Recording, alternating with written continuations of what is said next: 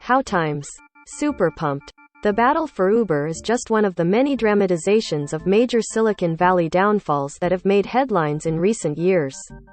But, unlike Hulu's adaptation of The Dropout or Apple's forthcoming WeWork series, which both focus on the creators of services that have largely fallen out of the public's favor, Super Pumped revolves around a product many people watching the series still use despite the high-profile scandals associated with it. Adapted from Mike Isaac's 2019 book of the same name, Super Pumped details former Uber CEO Travis Kalanick's, Joseph Gordon-Levitt, meteoric rise to fame and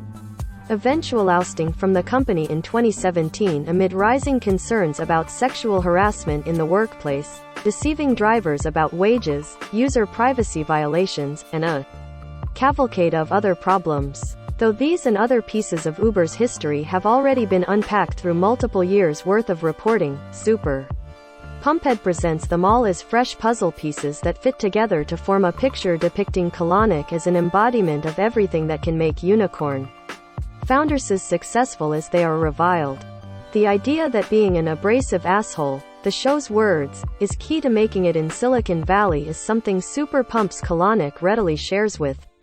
most anyone who'll talk to him, as the series opens on at a time when Uber was already logging over 1 million rides a day.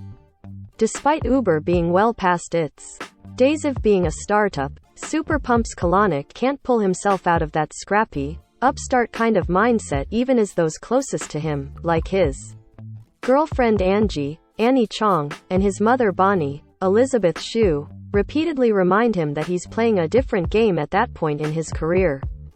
From Kalanick's perspective, hustling is a founder's default state of being, and anyone foolish enough to disagree with him is simply an annoyance destined for dismissal, both from his company and his life. Kalanick sees hustling as a founder's default state of being. Super Pumped does not shine a light on the secrets of Kalanick's success as much as it, similar to what The Dropout does with Elizabeth Holmes, illustrates how Kalanick and other figures like him are themselves products of an industry that loves self-aggrandizing mythmakers. Everything Kalanick does and all the air she puts on are part of his plans to impress power players, like venture capitalist Bill Gurley, Kyle Chandler, who he knows hold the keys to unlocking doors to even greater levels of success. Wild as Kalanick's plans often are, Uber co-founder Garrett Camp, John Bass, Uber's former chief business officer, Emil Michael, Babak Tafti, and Uber's former head of strategy Austin Geit, Carrie Bichet, willingly follow his lead because they believe in his process and understand his madness to be a part of it. Of Kalanick's many personal relationships, Super Pumped frames his with Gurley as being the most crucial to understanding Uber's story, even though Gurley's influence over the company gradually begins to wane. The series details how the friction between the two men, small at first, but ever-growing, was a fixture within Uber that became emblematic of Kalanick's larger approach to presenting himself and his application to hail ersatz cabs as the second coming. Because Super Pumped doesn't presume that you know all of the ins and outs of Uber's story, it attempts to lay them all out in painstaking detail like the book it's based on, and it's for this reason that the show often feels like a bit of a slog in its first few episodes.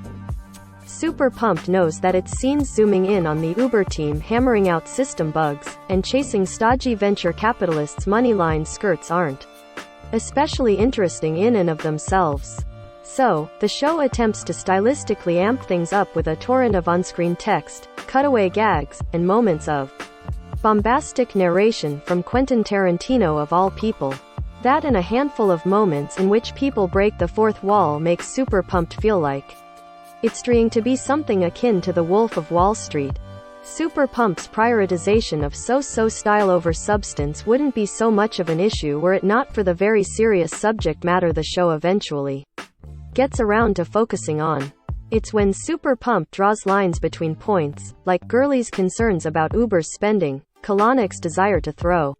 drug field parties because they supposedly energize workers, and Uber's gender imbalance within its ranks that the show feels like it's found its voice. Uber's problem, the show posits, wasn't just that many of its male employees felt comfortable harassing their female colleagues, but that Kalanick and his Right-hand people all enabled that sort of behavior under the auspices of trying to foster a very specific culture of sexist camaraderie within the company. Super Pumped tried to amp things up with narration from Quentin Tarantino. It's not until Super Pumped has introduced all of its characters, including Ariana Huffington, Uma Thurman, and Tim Cook, Hank Azaria, that the show properly kicks into gear because of the important roles they play in Kalanick's fate as Uber's CEO. By the time Super Pumped makes that shift though, it's already spent so much time hyper-focused on Kalanick's paranoia and increasingly erratic behavior that one could easily assume the show doesn't know how to wrap itself up succinctly. It's fair to say that Super Pumped, which is an anthology series, is a bit heavy on the back end in a way that makes this first season feel uneven more often than not, but the show may fare much better the next time around with its story about Mark Zuckerberg and Sheryl Sandberg. Super Pumped. The fight for Uber hits Showtime on February 27.